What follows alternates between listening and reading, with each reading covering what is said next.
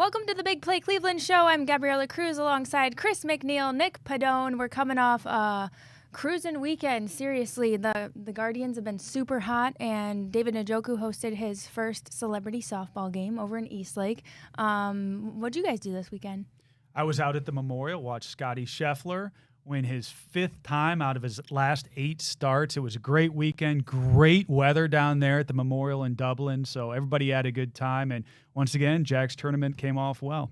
Yeah, it looked cool down there. And then we had a busy week on the social media streets between that video that went viral from Cedar Point of the girl karate kicking the mayflies out there, line, which was hilarious. And then the brown Cybertruck got a ton of run on social. So crazy week for sure. And you were out there at the Njoku Celebrities Softball Classic. How was that? Yeah, you know what? I think this was the most fun year. I've only been a few times, but there was way more people. People were tailgating like a Browns game. Yeah. And I didn't even think they did a lot of hype for this one, so I didn't know what to expect, but I got a last minute in and then got a chance to shoot some content, chat with a lot of Cleveland Browns players. It was fun.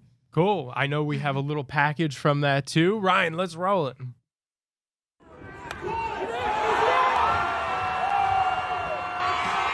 This atmosphere, you can't beat it. I'm from here. This is my hometown, so city of Cleveland. I love it, man. She's obviously a power hitter. I think Granny needs to at least get 1 home run. You got a not hit today. I'm looking out for you. Probably won't hit.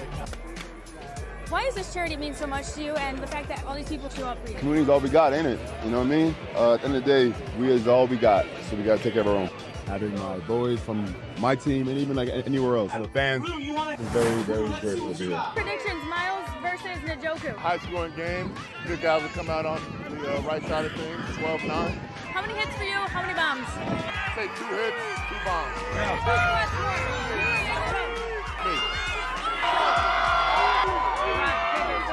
What do you love most about Cleveland? I don't know whether to say the fan base or the food. What's your favorite spot? The vegan club. Games that you got your eye on? First game, definitely. Just to get back to playing football again, get back with the team, and try to get that first win of the season. How's the team chemistry looking?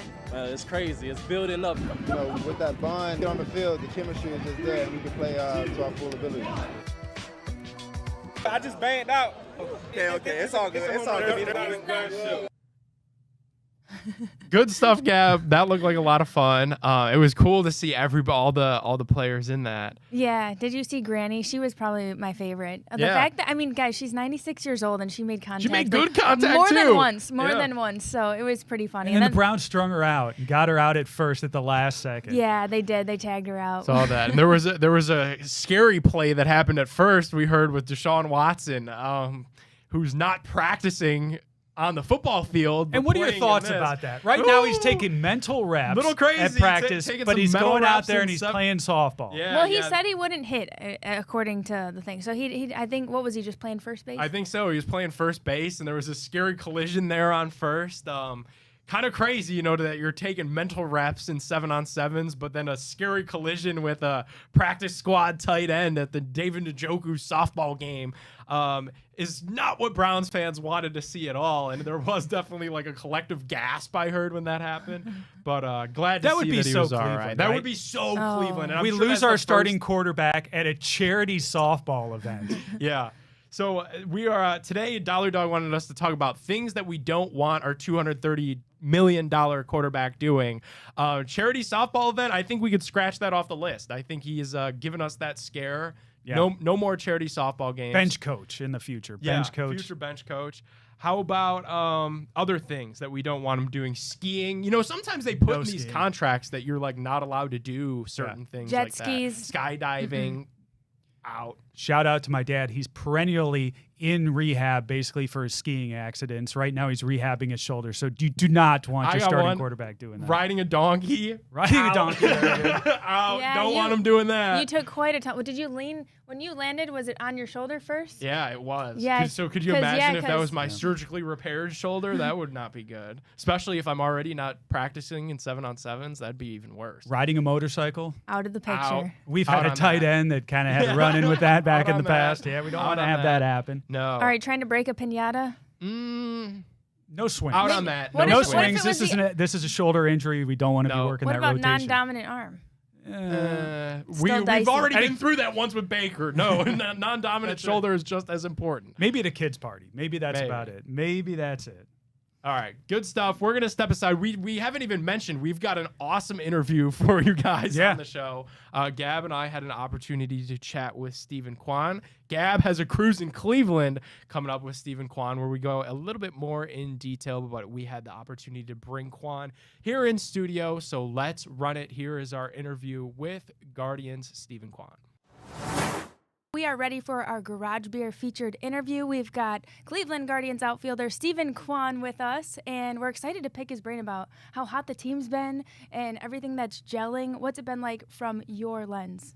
Yeah, it's been a lot of fun. I feel like we're just playing loose baseball. I feel like we got the college regional stuff going on. It's kind of like that same energy.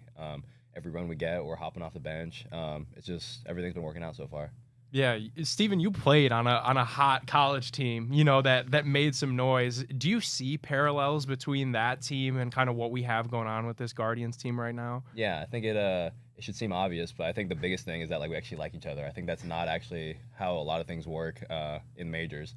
A lot of people are kind of selfish, trying to get their own money, try to get their stats. But I think we genuinely care about each other and want each other to succeed. I think that's a really big thing right now. We don't feel like we're at each other's necks. We just want to win no matter what. How has Steven Vogt been? Because it seems like he's got a really good hold on things and good rapport with all the players. Yeah, he's been awesome. I think when you have a new manager, you're really suspicious that they're gonna try to put their hands in too much stuff. They want to be the guy. They want to let it be known that we're gonna follow him. I think there was a big story that I like to say. We played the Yankees that one day. It was rain out. Ended up being a doubleheader. We lost both of those games, and then the next day we had a team meeting, and we're like, "Oh gosh, are we panicking already? What's going on?" I think we're in the second or third week. So he comes in, we're all sitting down, and Vogt's like, "I need you guys to play better than yesterday." He's like, "No, I'm just kidding. Actually, I want to celebrate Austin Hedges getting 8+ years," and then we all celebrated, and that was literally it. We were a little worried because we didn't know what he was going to do, try to rally the troops, but he's been awesome so far. Oh, that's so cool. I love that. That's totally on brand for him too. Yeah, it seems like he kind of has that fun personality. I mean, there's been clips, and we've been told kind of that he's toned it down a little bit, but the impressions and that he is just a funny guy. Do you think that his relatability comes a little bit because he was just a player? Do you think that that helps his case a little bit? Absolutely. I think first and foremost, we all have this level of respect for him because, like you said, we played him 2 years ago. He's in our scouting reports, so he gets it. He understands what baseball is like now. He played. I don't want to say way back when and date him, but he played before, and now he gets it now with the kind of analytics and everything. And even through all that, he has a tremendous feel. He doesn't try to do too much, say too much. Obviously we're rolling right now. I think he's a big role because of that. Well, I'm excited. We're going to hijack Steven, take him for a little spin around Cleveland for our Cruise in Cleveland episode. I don't know. Did you have any more questions? I got some that I'm going to hold for the other show. But for sure. I'm looking forward to watching that. Steven, for you, how has it been kind of bouncing back from this injury? Obviously, we are ecstatic to have you back in the lineup, and it looks like you're kind of true to form here. So how was that kind of process to bounce back from this? Yeah, so unfortunately, I've had hamstring injuries before, so I've been through this path before, and luckily this one wasn't as big as the ones that I've had in previous years. So that kind of gave me motivation to kind of go forward and gave me confidence to know that I'll be back to my normal self. Just a lot of mental reps. I think that's the unsexy way to do it. But I'm watching the guys play their games, in Colorado, Los Angeles. I'm kind of just imagining myself being there. Back at the stadium, we have a kind of, I don't know, not holographic, but projector of a pitcher, and then it does the real spin of the pitchers, and so I can kind of keep myself fresh through all of that. So I think just taking those reps really seriously allowed me to stay locked in. But it's thankfully recovered well. Cool. Yeah, the holographic pictures, so it's just not real. Yeah, so it's a projector. Holographic was so dramatic. It's just a projector. It's just a projector. Super cool, wow, though. We got some new age things on our hands. That's super cool. Well, we appreciate you popping in here. I hope you like the shirt. The Quan Believable shirt is one of the classic OGs. Oh, yeah. This is fire. I feel like I also want to be he's Quan Believable. I don't know, guys. I know. We got to end on that. Yeah, note. but it definitely is your thing. I feel like you coined that a long time ago. So Use the take the hashtag. victory lap. We got to ask, what is your favorite Quan pun? Quan pun? I know you've seen them all on the internet. I don't know. Oh, actually, Will Brennan's girlfriend sent it to me, but there's one that's you got like Guantanamo Bay, and it's like me with like lasers coming out of my eyes. It's like my perfect game picture. That one's wild to me. That one was really funny. Have you ever seen the one where it's like the cat yelling at you, and it's like, why is it always on base? I did. Someone brought that to my attention. The like Cleveland Guardians admin like put that on there. Oh, that's funny. And that one, they're crazy. That one is super good. I like that one a lot. Someone left that in the comments when I asked on Twitter, X, what to ask you for our segment. And it was like, show him this. Why is it always on base? Because he's just so good. Yeah, he is always on base. All right, well, we'll get Steven out of here. We appreciate you guys tuning in to the Big Play Cleveland show. Make sure to check out Cruisin' Cleveland on YouTube and check out Gab's full-length drive around with Steven around Cleveland. We'll be back with more of the Big Play Cleveland show right after this.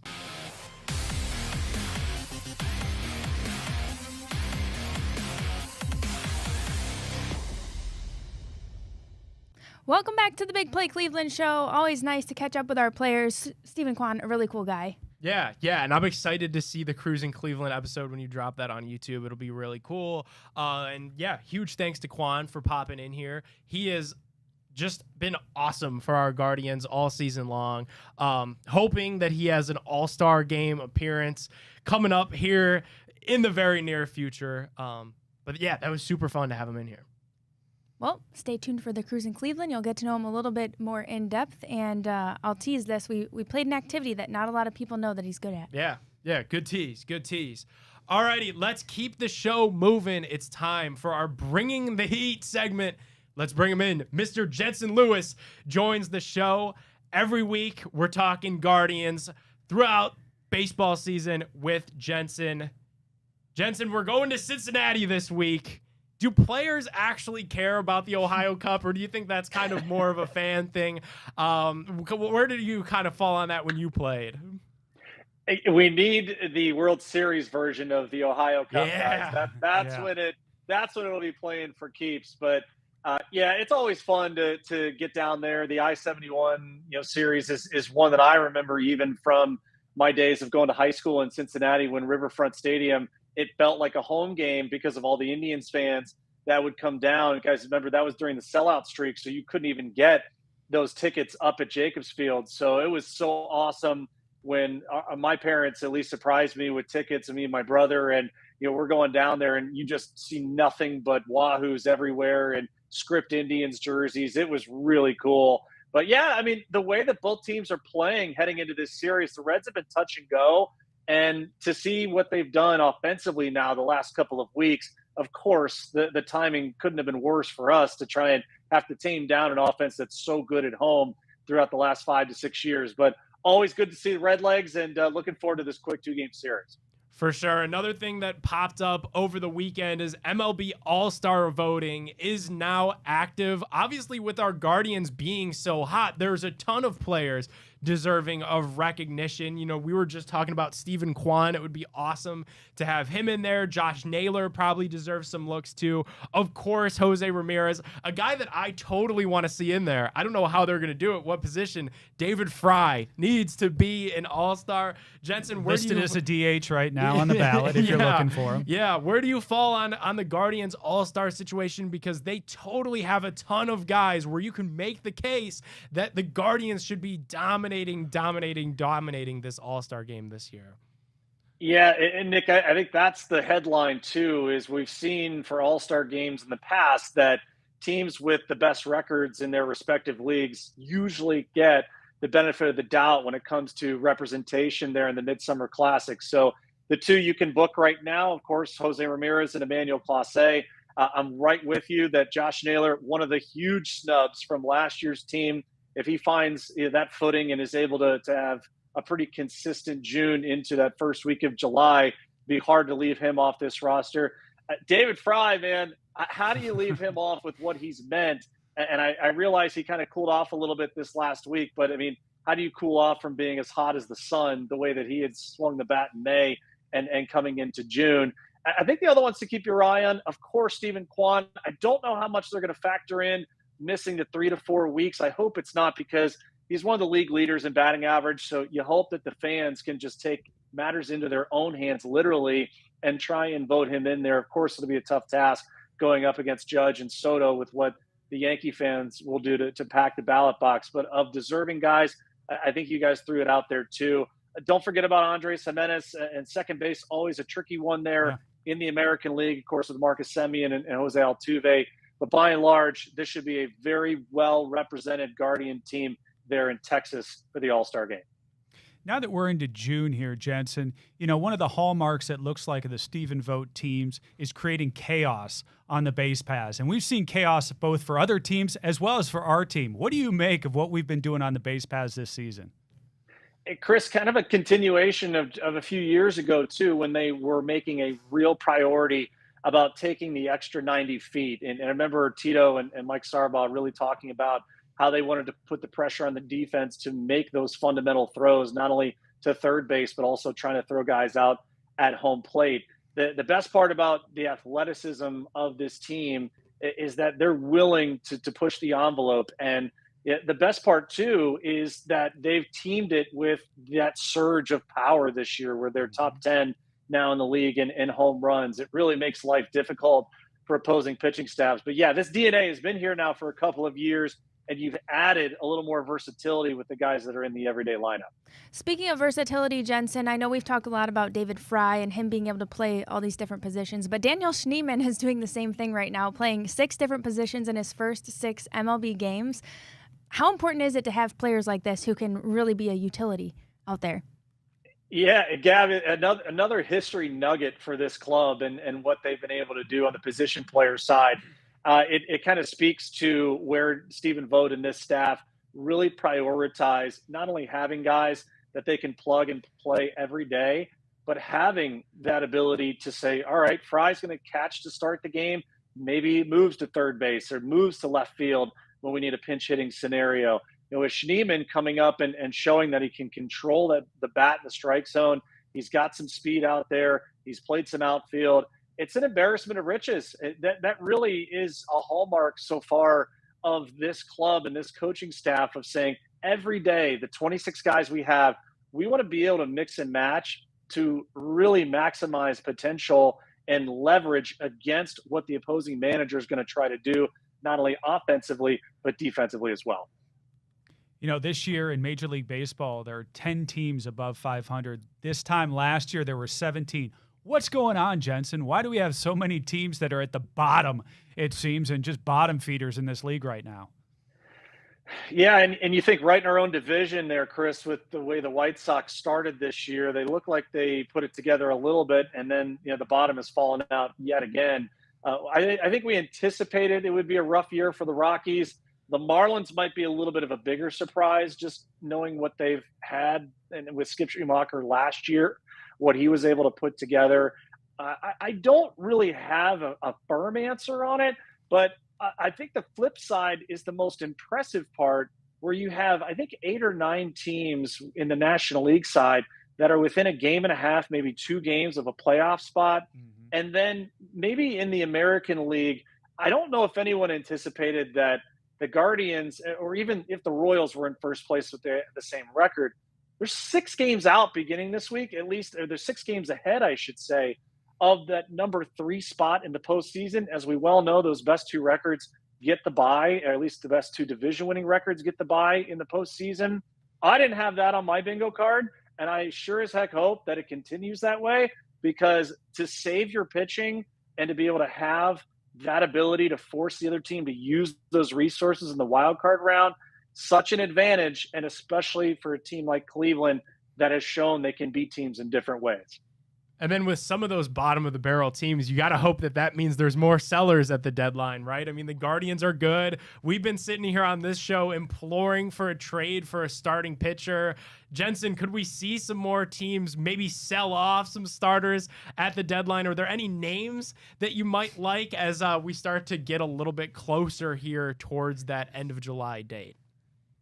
Yeah, the easy one, Nick, is Garrett Crochet with the White Sox, but I just highly doubt that Chris Getz and that front office are going to trade that resource within the division, knowing Crochet could be with the Guardians rotation for years to come. Now, that's just ridiculous to think about what he could look like in a Guardian uniform atop that rotation. I would expect that they listen pretty heavily on Luis Robert Jr. I for sure believe that they trade Eric Fetty. I don't think it's a matter of if. I think it's a matter of when. He has shown a real ability to get deep into games and be competitive on one of the least competitive teams in Major League Baseball. I'm just saying that's an arm to help augment the top of this rotation with Tanner Bybee, with Tristan McKenzie. I think we'll find out probably in the next 3 to 4 weeks. I don't think any team literally is ready to sell just yet. This is traditionally the time where a lot of GMs will start those conversations, or maybe continue those conversations that started in winter meetings about what the market looks like, because obviously a lot's changed since December. But I would anticipate that this starts to ramp up probably at the end of the month, if not earlier than that. Now, Jensen, we started off before we got on air. We were talking a little bit about the Memorial. Got the U.S. Open this week. Do you have any favorites to look forward to here in the U.S. Open at Pinehurst? God, Chris, who in the hell's beating Scotty Scheffler? Right? 5 of his last 8 and getting arrested. I mean, the Scheffler slam there. And mix in your firstborn kid debut. Yeah. Not bad. Not a bad 2 months for him. I guess if you're looking at contenders, if Morikawa chips in on 18 right there and forces that huge pressure putt for par for Scheffler to maybe get a playoff, that would have been great. I would look at him. I would look at Schauffele. I think that Brooks Koepka is always a guy you circle, and it's a major, so he's going to bring it. Maybe Tyrrell Hatton might be my guy on the outside looking dark in. Horse, yeah. That would be someone, maybe a course horse there, as you kind of talked about. If you want a super long shot, I think Aaron Rai is a guy that could really be under the radar, that might find his way up there. I think Russell Henley would be one of those popular value picks too. So again, we're all chasing Scheffler, right? I think that's the thing, is where does he end up after 36 holes, and are people close enough to really push him on Saturday and Sunday? Look at that. We're going across sports with Jensen Lewis. Make sure you follow him on X at JLew50. Jensen, one more before we get you out of here. I got to ask, Guardians fans love themselves some trade rumors. And I think there's a lot of people hoping, maybe thinking that they could be getting a little sneak peek of their future shortstop in Toronto this weekend against the Blue Jays. Do you think that there's any truth to Guardians' interest in Bo Bichette, or is that kind of just all online trade speculation at this point? Incredible timing, right, Nick? I mean, those talks ramp up a couple weeks ago as far as the rumor mill goes. And hey, let's go north of the border and see a guy that has really started to turn it on as far as hitting goes. And I can't anticipate Toronto wanting to move Vladimir Guerrero Jr. I mean, you got to keep one of them. I would lean towards Vladdy staying more than going, but make no mistake about it. I think Bo Bichette, just from an affordability standpoint, I think if you got him right at the deadline, it'd be a little over $4 million for the rest of this year. And I think he's locked in for the last year of that extension, right around 17 and a half. The one thing I'd love to see, and I have no information one way or the other on this, I'd love to see one-stop shop. If Toronto continues to kind of fall, I would love to see a Bo Bichette and a Kevin Gausman package deal coming back. Now we're talking. That's what I want. If you're asking for early Christmas presents, sitting here today, that's the one that I would love to come back and be wearing those City Connects on Friday nights. Man, that gets me excited. Hey, it would be a great Christmas present, but Christmas in July will be coming up around that time, around that MLB trade deadline, so maybe something to cross our fingers with. Jensen, appreciate you joining us every week. It's a ton of fun. Thanks for hopping on. You got it. Talk to you guys next week. Thanks, Jensen. All right, we'll take a break, and we'll be back with some more, or actually just some, fill in the blank.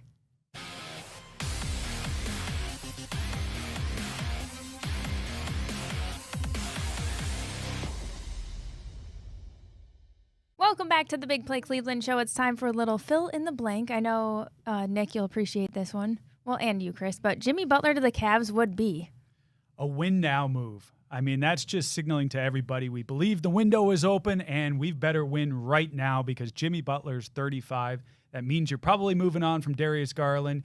You were hitching your wagon to what Jimmy Butler can bring in the playoffs and what he could mean between him and Donovan Mitchell. bringing this team to the next level and advancing us farther in the playoffs, Nick. And I think that's the move that's needed. As crazy it is to say, I think it was floated out there for a reason. If you move on from Darius Garland, you got to extend Jimmy Butler at age 35. So that means you're marrying this guy through his age 40, NBA contract. This could be the last contract of Jimmy Butler. Yeah. So I would love to see it happen for the Cavs because I agree with you, Chris. That signifies Push the the rest chips of the league. in. That's it. We're ready to win right now. I think playoff Jimmy is a real thing. Playoff Donovan might be a real thing in the other direction. Donovan Mitchell, maybe not as great in the playoffs as we were anticipating. Having a true alpha that's been to the finals before like Jimmy Butler could be the missing piece. What would you be willing to give up? I think you would have to give up Darius Garland in that package. Yep. And I mean, if they're going to give up Darius, regardless if Donovan signs this extension, I mean, that's the guy that I would want back. Don't get spare parts if you're trading away Darius Garland, a blue chip, 25-year-old young point guard on a max deal. I need a superstar back in that trade. Give me Jimmy Butler back in that deal, and I think I'd be all right. MLB All-Star voting began last week. How many Guardians should be on this ballot or into the All-Star game? So as we were talking with Jensen, I think the floor is going to be 2. You're going to have Jose. You're going to have Emmanuel Clase for sure. I think the ceiling is 5, Nick.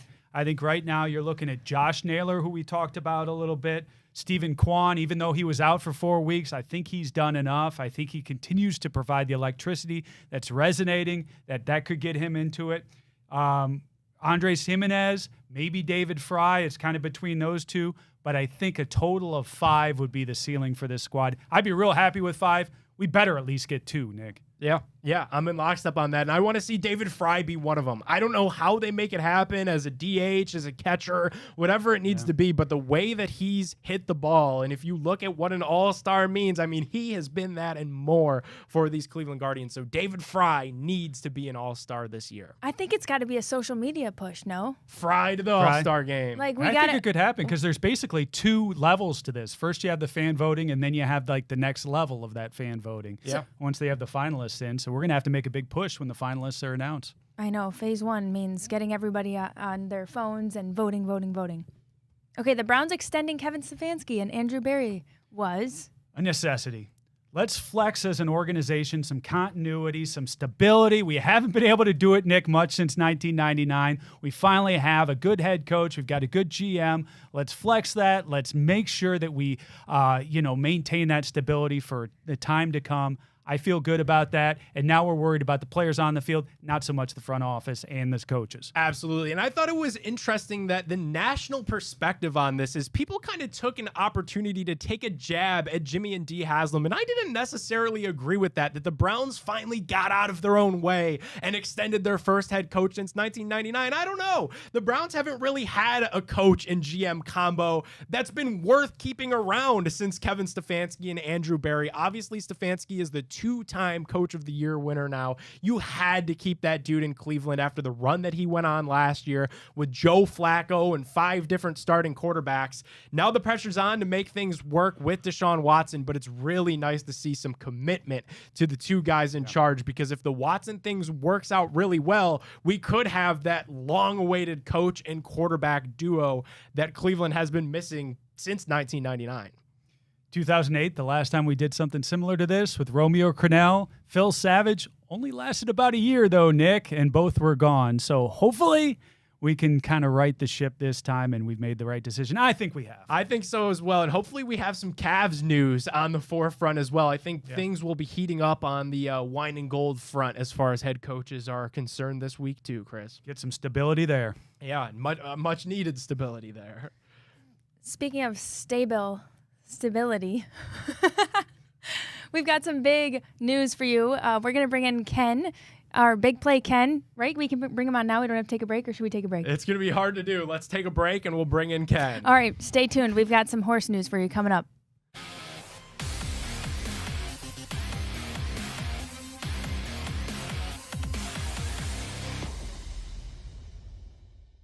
Welcome back to the Big Play Cleveland show. Big Play Ken is joining us. We have bought a racehorse, everybody. Yes, How exciting. Yeah, if you follow us on social media, at Big Play Cle Show, any of our personal handles, you will have seen that we have purchased a racehorse. and our audience is going to have an opportunity to own shares of this horse with us. It's a 2-year-old colt. We will bring in a big play partner, Ken Miles, coming off a Belmont appearance, coming off a Preakness win, coming off a purchase of the big play horse. Ken has been busy. Ken, let the audience out there know how they can get involved with our big play horse partnered with My Racehorse. Well, great to see everybody. Yeah, it's been an incredible run for us with our horse, Seize the Gray. And as we've been teasing on some of our shows, when we've been talking about it, I'm one of the owners of a company called My Racehorse. And the concept there is you allow people to buy micro shares of a racehorse like they would in stock. And so what we did at Big Play is, in partnership with My Racehorse, we actually bought a 2-year-old horse. He's a beautiful brown color horse. And we're now offering it to our viewers to go on myracehorse.com. And I think we've got some images of what to look for. Right now, he's named Lahaina Luck 22. And by the way that works is you keep the mother's name and the year that the horse was born until you give him an official name. And so we're going to let all the viewers be part of the naming process. But you literally go online or download the app My Racehorse and find it. And for $60, you buy a share of the horse like you would a share of stock. The beautiful thing here is you can buy as many shares as you want, but just one share gets you a piece of this horse. You'll never have another expense, so it's a one-time deal. But the beautiful thing is, because it's an asset securitized by the SEC, so we're governed by all laws of the government as it relates to a stock, you actually share in the dividends. So for all those people that owned a little piece of Seize the Gray, not only did they have a tremendous experience in winning some big-time races, including the Preakness, they've all got back in their wallet a share of the winnings. But that's only a part of what this experience will be. It's really about the journey as well. Yeah, and that's something that we're super excited about bringing to our audiences, this process, right, of raising this horse. We're going to name the horse with the audience in the next coming weeks.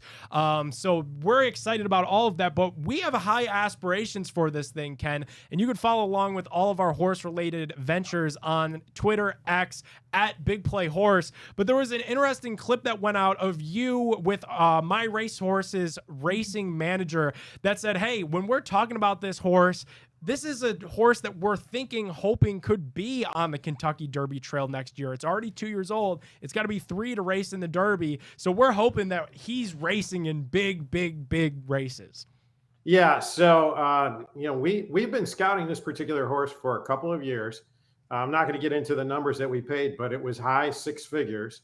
And because of our reputation and the success that we've had in the sport, we immediately are racing with some of the biggest, have the opportunity to get some of the biggest trainers in the world. And my dear friend, Wayne Lucas, who just trained Seize the Gray, one of the greatest legendary trainers in the world and one of the hottest right now, has agreed that he's going to train the Big Play horse. So he's right now after the auction, and we've got all the video rolls, and we're going to be showing this to the audience. He's now on the farm. Our horse is on the farm, gaining some strength. We're going to show the audience what it takes to be a racehorse and leading him up to some big races, probably at the end of the summer or the fall, with the idea, because of, again, the credibility that we've got. He'll be in some big races right off the start. Do well, and you're immediately on the Kentucky Derby Trail, because as we've said in the past, only 3-year-olds are in those big 3 Triple Crown races. So what you guys need to do, go download that My Racehorse app. We got it pulled up right now, and go check out the Big Play horse. It's Lahaina Luck is the one that you're looking for, born in 2022, and you can be owners with us. Everybody at Big Play, owners of this horse. Ken, thanks so much for popping in here. Make sure you guys go check out that horse on My Racehorse and get involved with us, because this is going to be a fun journey. It's awesome. I got my share over the weekend. I am now a horse owner. I can proudly say that. I can walk around with my chest held high that I am a horse owner here, Nick. And it's cool, too, with My Racehorse. Like, you get the actual certificate. You know, you could print that out. But then we're going to be giving people kind of updates, or My Racehorse does it. They give you updates on what this horse is up to, where it's at, where it's going to be training, where it's going to be racing. So you will truly be plugged in with the trainer and everything involved with this horse. racehorse. It is going to be cool, and it's definitely a cool new chapter for Big Play. And what an icebreaker at parties, right? You say, hey, I own a racehorse. That's going to start a few conversations, Nick. Yeah. I like how simple it is too. You know, like you just pay the money, and now we're like all into this entire system, and all you got to do is keep up with it, really, and just enjoy the excitement of the journey. Yeah, because that's the nice part too. Your $60 covers like all the upkeep. You know, you don't have to worry about paying for its stable. Not buying carrots for the thing and oats. Yeah, somebody to go in there and shovel up his business after he goes. Like, that is super nice. Let's step aside and we'll come back and hit some bets.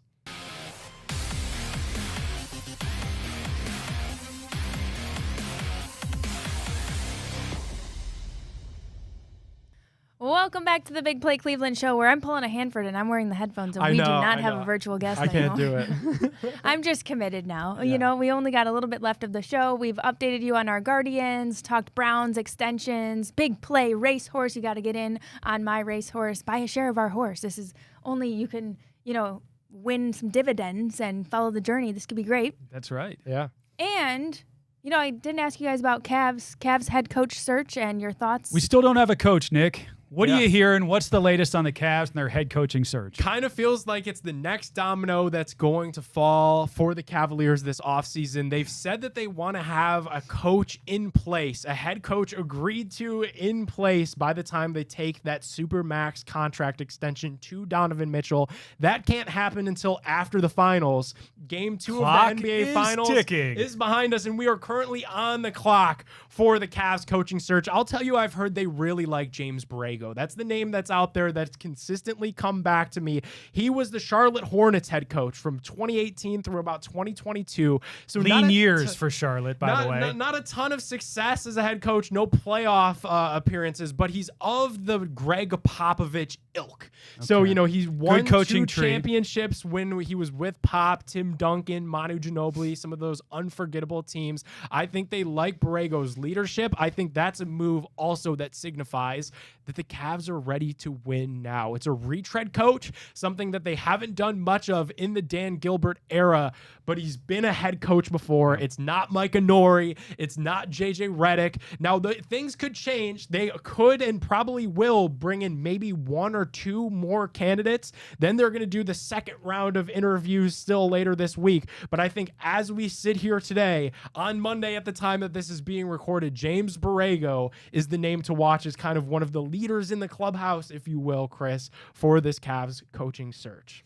What does the timetable look like? Will it move quickly once they get into this process for those couple of rounds of interviews? I think so. I think they have to, because they want somebody in place by the time Mitchell is ready to sign that extension. So I think those are the conversations that they're having right now. They're whittling that list from the 6-7 guys that they maybe started this process with, whittling it down to just a few names that they'll circle back with a second round of interviews in Independence. The Lakers search is going to have a little bit of implications as well. Borrego was a top candidate in LA too, so keep your eye on what goes on out there in LA. But yeah, I think they're trying to finalize this before the finals, and no pun intended, because they would like to take that super max extension to Donovan with a plan in place. Here's your head coach, here's your contract to go along with it, and then that lets them make their offseason moves from there. Meanwhile, in the back end, take it with a grain of salt, but you see Donovan Mitchell out there liking a lot of pro-Cleveland type of tweets, some things talking about the city, how it's underrated, some of the players, some of the spots. So Donovan Mitchell at least seeming to kind of lead us on that he is very, very interested in staying here and making that happen. And I think at this point, it's fair to lean that way. I think it's fair to lean that Donovan Mitchell will stay in Cleveland. I think it's $30 million more in Cleveland if he signs that max extension here than he could get in free agency anywhere else. I would caution people, just because you see that Woj bomb break in a couple weeks that Mitchell extends in Cleveland, now comes the process of you got to keep him happy. Because remember, he signed a max contract with the Utah Jazz and then was quickly traded to the Cleveland Cavaliers just a year or two into that max extension with Utah. So then the real work begins, that you got to fit the roster around Donovan Mitchell, if you will, and continue to prove to him that Cleveland is a place that he can compete for an NBA championship, because that's what means the most to him. Alrighty, let's pivot off of our Cavs. No Cavs basketball to be played for a couple months. which kind of stinks. We do have the finals going, though. Let's hit some big play bets this week.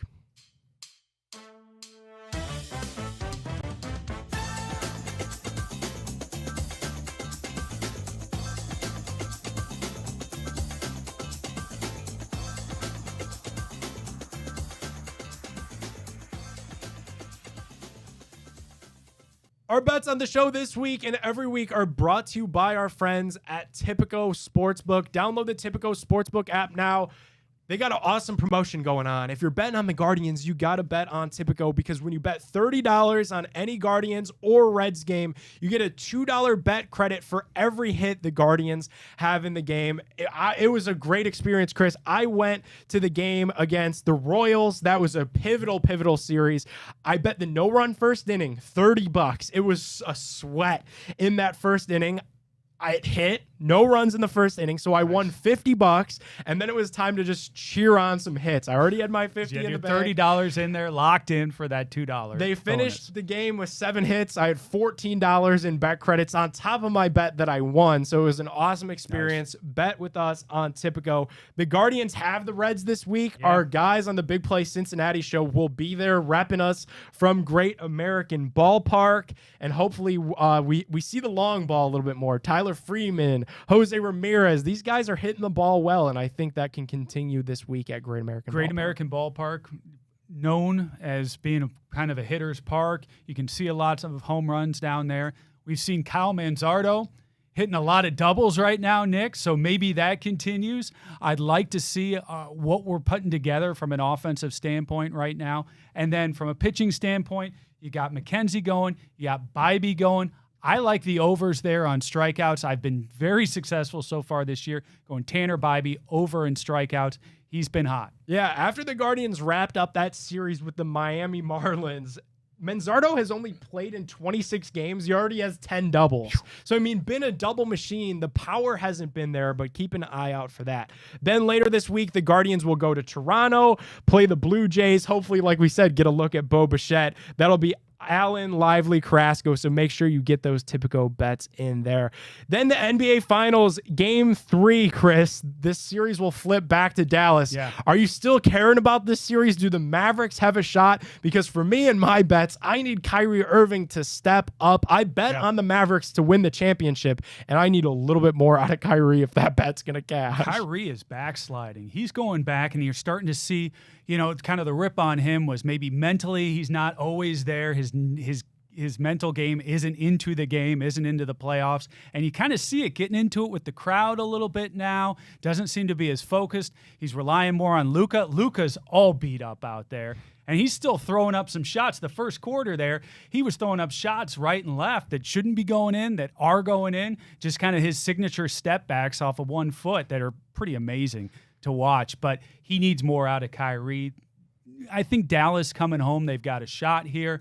I think Boston obviously is riding a lot of momentum, but to get them away from the Garden into Dallas, then maybe they've got a shot. But you need Kyrie to step up. Game 3 feels like a must win. Make sure you guys go download that Tipico Sportsbook app. When you do use our promo code Cleveland150, you deposit $150, you get a $75 protected bet. 2 of those $75 protected bets with Tipico. What a show, guys. What a show. Thanks to everybody for tuning in. Huge thanks to Steven Kwan for popping on. Fun interview with him. Thanks to Ken Miles for explaining how the big play horse is going to go. We talked with Jensen, as we do every week on the show. And next week, Chris, we're talking a little UFC. Rich Franklin joining the show, so that'll be kind of cool, too. And in golf this week, we've got the U.S. Open. Shout out Justin Lauer. He did qualify for the U.S. Open last week in Columbus, so congratulations to him.